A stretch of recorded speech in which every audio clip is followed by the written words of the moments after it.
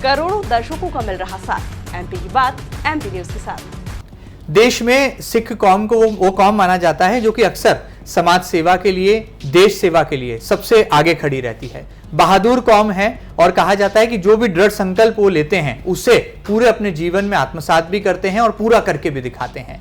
इंदौर, जिसे कि मध्य प्रदेश की मिनी मुंबई कहा जाता है, आर्थिक राजधानी माना जाता है, उस शहर में एक ऐसा ही चेहरा है। जी हाँ, नाम है हरपाल सिंह भाटिया, यानी कि मोनू भाटिया। इस नाम से हर कोई वाकिफ है और ये नाम इन दिनों बहुत खासा मशहूर भी हो रहा है। कारण भी साफ है, क्योंकि समाज सेवा का उन्होंने बीड़ा उठाया है। डेली कॉलेज जैसे बड़े प्रतिष्ठित संस्थान से पढ़ाई करने के बाद अब समाज के लिए कुछ कर गुजरने का जज्बा उनकी आंखों में साफ तौर पर देखा जा सकता है। देश प्रदेश में एक प्रसिद्ध उद्योगपति के तौर पर भी अपनी पहचान रखते हैं और इन दिनों श्री गुरु सिंह सभा का झंडा उठाकर वो समाज में कुछ नया करने के लिए, कुछ लंबी उड़ान भरने के लिए निकल पड़े हैं। आइए आपकी मुलाकात करते हैं एमपी न्यूज के इस खास सेगमेंट में हरपाल सिंह भाटिया, यानी कि मोनू भाटिया जी से। भाटिया जी, आपका बहुत बहुत स्वागत है खास तौर पर एमपी न्यूज के इस खास सेगमेंट में। नमस्कार। हमने सुना है हरपाल सिंह जी जो सोचते हैं, जो ठान लेते हैं, उसको करके दिखाते हैं और सिख समाज के युवाओं की एक बड़ी सेना, एक बड़ा तबका आपके पीछे कदम ताल करता है। और आपके पिता स्वर्गीय गुरदीप सिंह भाटिया जी से जो आपको संस्कार मिले, समाज सेवा की जो मूल भावना मिली, उसको आप आगे बढ़ा रहे हैं। इन दिनों आप काफ़ी फेमस हो रहे हैं, काफ़ी मशहूर हो रहे हैं।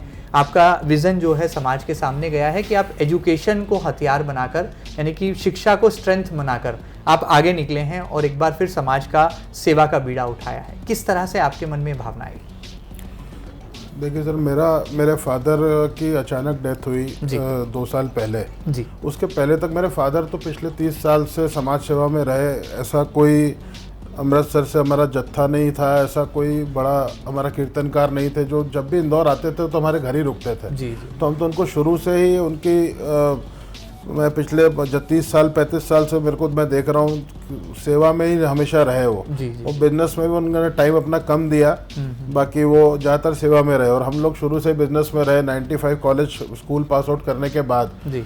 मैं खालसा कॉलेज से एजुकेशन लिया और हम लोग साथ में अपनी कंपनी स्टार्ट की सिमरन फीड्स के नाम से जी। जो आज हमारी 9 फैक्ट्रियाँ ऑल ओवर इंडिया हम लोग काम कर रहे हैं। तो हम लोग शुरू से बिजनेस में रहे, प्लस उनको देखते रहे। अचानक उनकी डेथ होने के बाद हम लोग बैठ के यही सोच रहे थे कि इसको अपन आगे कंटिन्यू कैसे करें। जी जी जी। तो उस टाइम पे ऐसा लगा कि इतने साल की लेगेसी को यूँ छोड़ देना सही नहीं है। तो फिर मैंने डिसाइड किया कि हम लोग अब सिख समाज की सेवा में अपना टाइम देंगे और चीज़ों को आगे बढ़ाएंगे। जी। इसी के चलते मुझे पहले मध्य प्रदेश छत्तीसगढ़ केंद्रीय गुरु सिंह सभा का प्रेसिडेंट नियुक्त किया गया। बिल्कुल बिल्कुल बिल्कुल। और वहाँ के बाद मुझे नंदेड़ बोर्ड में, जो कि हमारे लिए बहुत एक गर्व की बात है, नंदेड़ बोर्ड में और मुझे बोर्ड में लिया गया। एसजीपीसी ने नॉमिनेट करा मुझे, उसके बाद फिर महाराष्ट्र गवर्नमेंट ने उसको यस करके मेरे को बोर्ड में लिया। जी जी जी। उसके बाद मुझे पटना साहब के बोर्ड में लिया, तखत साहब के, वो हमारे वहाँ पे लिया। वो भी एक हमारे लिए बहुत गर्व की बात है। जी। बाद में मुझे खालसा कॉलेज के बोर्ड में लिया, मुंबई के, उसमें 7,500 बच्चे पढ़ रहे हैं वहाँ पे। जी जी जी। चीफ खालसा दीवान के बोर्ड में लिया, वहाँ पे हमारे 19 स्कूल हैं, 5 कॉलेज हैं, 3 ओल्ड एज होम है। जी जी जी। उसमें 50,000 सिख बच्चे साल में वहाँ पढ़ाई कर रहे हैं। जी जी। वहाँ पे लिया। चीज़ों को देखते देखते सब मैं खुद डेली कॉलेज बोर्ड में हूँ। मैं वहाँ पे डेली कॉलेज पिछले 5 साल से नंबर 1 स्कूल ऑफ इंडिया बन रहा है। मैंने उसकी वर्किंग देखी है। मेरे मन में है कि मैं ऐसा ही कुछ चीज़ें हमारे सिख समाज के सब जितने भी इंस्टीट्यूशन उसमें भी चालू कर सकूं। जी जी। यही सोच के मैंने ये चालू किया था, जो कि अब इतना बड़ा बन के सामने आ रहा है। बिल्कुल ठीक बात है। हमने ये सुना है कि हरपाल सिंह जी जो है बड़े निर्णय में अटल हैं और जब भी वो कुछ करते हैं तो उसको जो है परिणाम तक, सफलता की ऊंचाई तक पहुंचा करके ही मानते हैं। हम देख रहे हैं कि आपने पिछले दिनों एक करियर मार्गदर्शन शिविर लगाया और उसमें बड़ी संख्या में सिख समाज के टीचर्स, पालकगण और स्टूडेंट्स भी पहुंचे। इसके पीछे क्या ऑब्जेक्टिव था और आपको लगता है कि कैसे ये आने वाले समय में समाज के लिए भी एक बहुत बड़ा मील का पत्थर साबित होगा? देखिए, सिख समाज के बच्चों की मैं बात करूं तो हम लोग अभी एक चीज़ तो हमको समझना पड़ेगी कि आगे जाके जो बच्चे 7th 8th के बाद पढ़ रहे हैं, अब नई एजुकेशन पॉलिसी भी आ रही है, उसके अंदर भी यही है कि 7th के बाद से ही सब्जेक्ट चेंज कर लीजिए। जी। तो हम लोग भी मतलब कोशिश हम लोग ये कर रहे थे। पहले हमने डिसाइड ये करा कि हम लोग जितने भी हमारे सिख बच्चे हैं जिनको 75% के ऊपर मार्क्स आए हैं, जी, तो इनको हम बुला के प्रोत्साहन करेंगे, इनको बुला के अप्रिसिएशन करके इनको वो करते हैं। धीरे धीरे करके हमारा किसी ने बताया अपन टीचर्स को भी जोड़ते हैं सिख समाज के। तो हम लोगों ने कांटेक्ट करना स्टार्ट किया कि इंदौर में कितने सिख समाज के टीचर्स हैं। तो मुझे बड़ा हैरानी हुई देख के कि 457 टीचर्स जो कि अभी तक मेरे साथ जुड़ गए हैं यहाँ पे सिख टीचर, वो अलग अलग इंस्टीट्यूशन में पढ़ा रहे हैं सारे। तो वो जब सब साथ में आए, बच्चों का प्रोग्राम हुआ, तो फिर मेरी बात Daily College principal ma'am Bindra से हुई। उनको मैंने पूरा चीज़ डिस्कस करी, तो उन्होंने मुझे गाइड करा कि आप इसको कैरियर काउंसलिंग का रूप दे दो। इससे होगा ये कि बच्चों को कम से कम आगे करना क्या है उसका एक बहुत अच्छा उनको रास्ता मिलेगा। तो बात करते करते मैंने उनसे ये कहा कि मेरे को इंडिया का जो टॉप कैरियर काउंसलर आप वो बताइए कौन है। तो उन्होंने अमृता दास का बताया।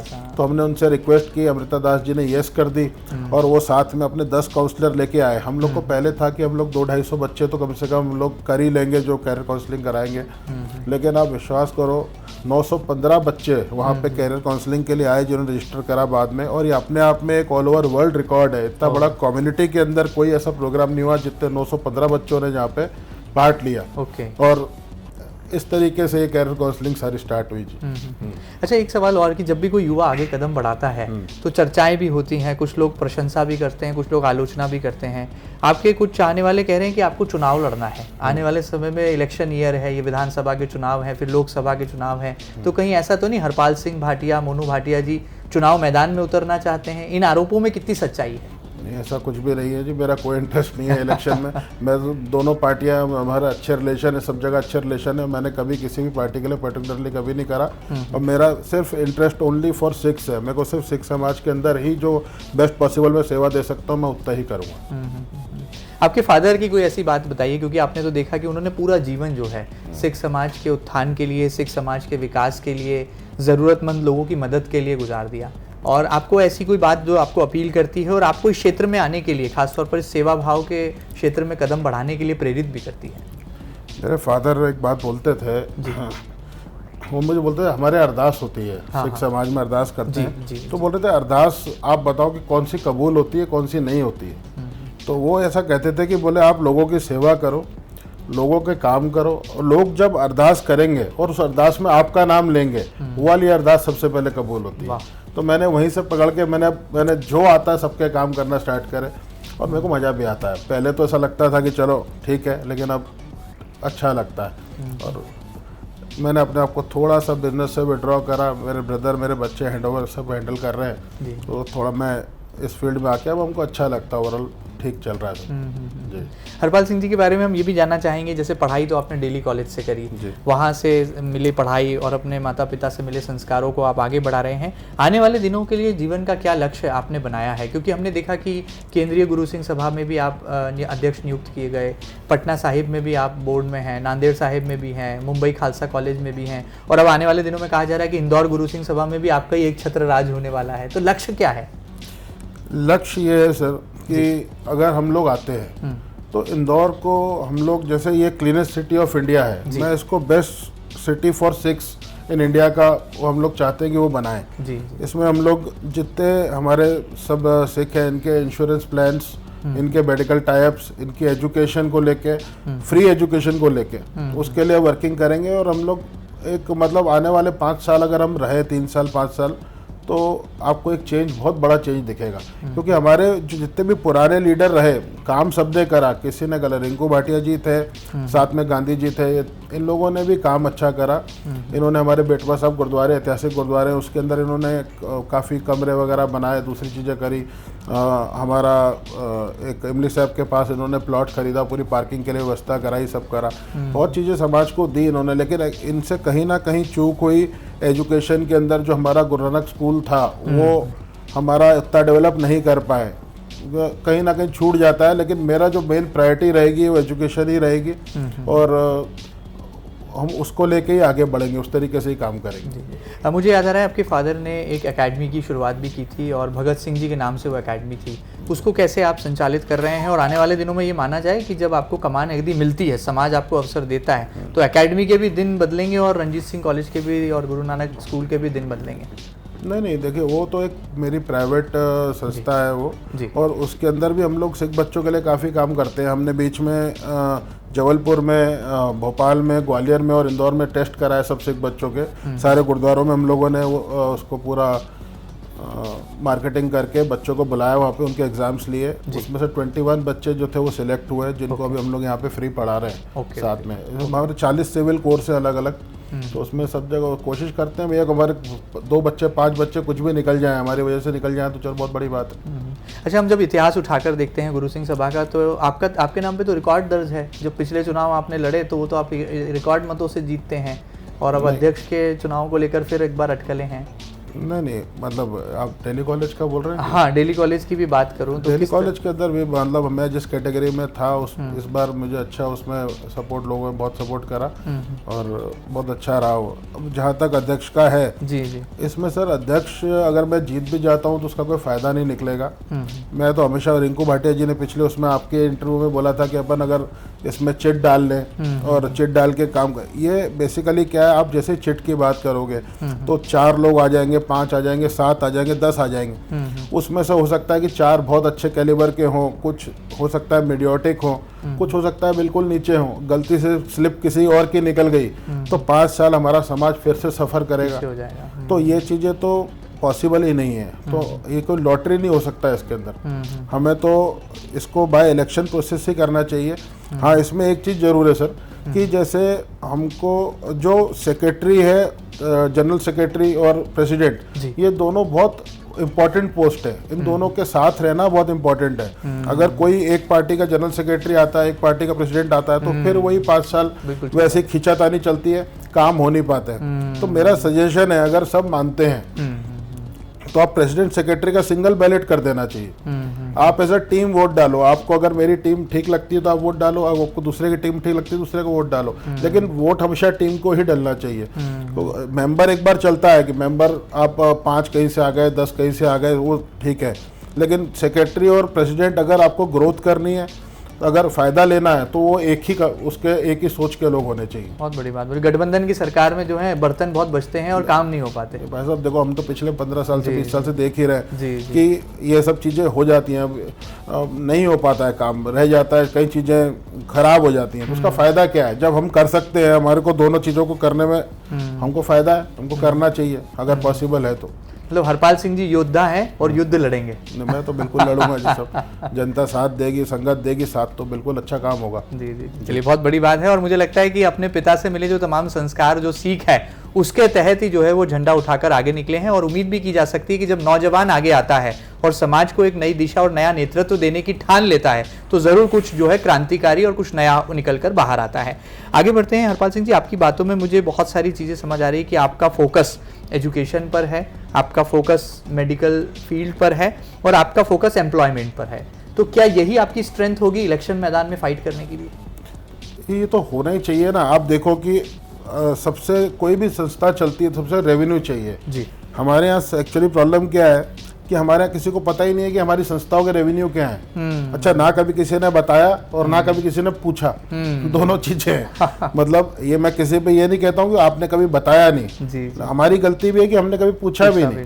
तो बहुत छोटा सा रेवेन्यू जनरेशन है। मतलब मैं अब यहाँ पे फिगर नहीं डिस्क्लोज करूंगा, लेकिन बहुत छोटा सा रेवेन्यू, उसके अंदर आप क्या ग्रोथ करोगे? तो हमें ऐसी पॉलिसी बनानी पड़ेगी जिसके अंदर हमारा रेवेन्यू ग्रो करे। अगर रेवेन्यू होगा तो आप स्कीम्स लाओगे, तो ही तो आप काम कर पाओगे। अगर रेवेन्यू नहीं है तो फिर तो पॉसिबल ही नहीं ना काम करना। कैसे हो? संगत के सपोर्ट से आप एक लिमिटेड काम कर सकते हो, लेकिन लंबा अगर आप प्लानिंग करोगे तो प्लानिंग इस तरीके से हो, तो आपको पहले रेवेन्यू प्लानिंग होगी, उसके बाद दूसरी प्लानिंग होगी। वाह, बहुत बढ़िया, बहुत अच्छा विजन है। आगे बढ़ते हैं। हमने सिख समाज के लोगों से जब आपके बारे में बात की तो उनका कहना था कि हरपाल सिंह भाटिया जी यानी मोनू भाटिया जी के पास जो भी कुछ है वो उनके स्वर्गीय पिता गुरदीप सिंह भाटिया जी का है, और जो समाज में उन्होंने मेहनत की थी आज उसका जो है प्रतिफल मोनू भाटिया जी के साथ है। तो कोई उनका ऐसा अधूरा सपना जो आपको याद आता हो, जिसको साकार करने के लिए, जिसको पूरा करने के लिए आप कदम आगे बढ़ा रहे हैं? क्योंकि हर बेटा अपने पिता का एक अधूरा सपना पूरा करने की ख्वाहिश रखता है जीवन में, जिंदगी में। तो क्या आपकी आंखों में भी कोई ऐसा अधूरा सपना अपने पिता का नजर आता है जिसको आप पूरा करेंगे? ये उसी के लिए ही मैं ये, आप एक बात बताओ सर कि मेरे पास ऑलरेडी सारी पोस्टें हैं, ठीक है, मेरे पास मेरा बिजनेस सेट है। इस एज के अंदर आप इतना आसान नहीं है। लोगों को लगता है कि आप प्रेसिडेंट लड़ रहे हो तो बहुत बड़ी आप ये सोचो उसके पीछे कितना कहीं ना कहीं सेक्रीफाइस होता है, अपना टाइम, अपनी फैमिली का टाइम, अपने बिजनेस का टाइम, वो सारा सेक्रीफाइस करके मेरे को यहाँ से कुछ चाहिए नहीं है, मेरे को तो देना है। और ये मेरे को उन्होंने जो बताया था उस टाइम पे, तो मेरे को आज भी उनकी बातें याद है, इसलिए मैं ये इलेक्शन लड़ रहा हूँ। मैं 3 साल 5 साल जो भी संस्था का टाइम रहता है, इस टाइम के अंदर ऐसी चीज़ें खड़ी करके मैं खुद इसमें से हट जाऊंगा। मेरे पास इतना वो टाइम मेरे पास और है भी नहीं, मैं खुद हट जाऊंगा। एक बार लाइन पे लाके सिस्टम सही करके, मतलब एक मेरा मन है कि मैं एक बार ये सब करके इंदौर को नंबर 1 पे लाके अपने फादर को वो ट्रिब्यूट दे दूं। जी। तो यही सोचा है, सारा कुछ ऐसा ही है। अच्छा, ये बताइए, जैसे आगे बढ़ते हैं तो आपके पीछे सिख समाज के युवाओं की एक लंबी सेना, लंबी फौज आपने तैयार कर ली है। तो ये माना जाए कि इस बार के चुनाव में यूथ जो है, युवा जो है, वो आपके साथ है, आपके पीछे, आपके साथ खड़ा है? ऐसा लगता तो है। जी, ऐसा लग रहा है, मतलब आप मान के चल रहे हैं कि ये जो है आपकी जीत का सेहरा आपके सिर बंधेगा। देखो, जितने युवा हैं ये सब आज की डेट में सब समझदार हैं, सब समझते हैं, हर किसी को एजुकेशन का रोल मालूम है, उसकी वैल्यू पता है, उसके फायदे पता है। तो हम लोग जो टारगेट कर रहे हैं ना, हम लोग छोटे बच्चों को टारगेट कर रहे हैं कि आज एक बार अगर हमने उनके लिए फैसिलिटीज क्रिएट कर दी तो ये आने वाले 10 साल बाद यही तो भविष्य बनेगा। बहुत बड़ी बात है। तो हमको, हमारा जो टारगेट है ना वो छोटे बच्चे हैं, और मैं उसी पे मेजर काम करूंगा सर। आज हमने जो ये करियर काउंसलिंग का प्रोग्राम करा, इसको ऑल ओवर इंडिया 200 न्यूज़पेपर्स ने इसको छापा पूरा। सारे जगह से हमको कॉल्स आए कि ये प्रोग्राम आप लोगों ने पहली बार यहाँ पे करा, हम लोग को भी करना है, आप बताओ कैसे होगा। ये देखो एक पहल होती है। आज जैसे ही मैं इंदौर के अंदर अगर मैं आता हूँ और मैं यहाँ पे कुछ चीज़ें चालू करता हूँ, तो ये हमारी ये पहल इंदौर की होगी जो पूरा पंजाब बाद में फॉलो करेगा। आप ये चीज़ को देखना, ये चीज़ होगी। मतलब हमको दृढ़ विश्वास है कि अगर अपन ने काम करा, साफ सुथरे मन से काम करा, तो हम लोग इसको लेके जाएंगे ही आगे। वाह, कौन कहता है कि आसमान में सुराख नहीं हो सकता, एक पत्थर तो तबीयत से उछालो आरो। ऐसा ही कुछ पत्थर यहाँ पर उछाला है और सकारात्मक दिशा में समाज को नई दिशा देने के लिए मोनू भाटिया जी ने अपने कदम अब तेज गति से, रफ्तार के साथ आगे बढ़ा दिए हैं। बहुत सारा समय ले लिया, जाते जाते मैं ये जानना चाहूंगा कि अपने पिता का जो सपना है उसको तो आप साकार करने के लिए समाज सेवा में उतर ही गए हैं।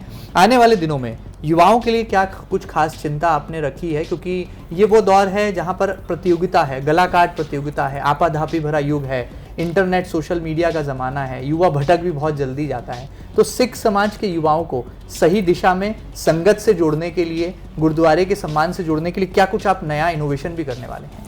वैसा हम लोग प्लानिंग कर रहे हैं कुछ।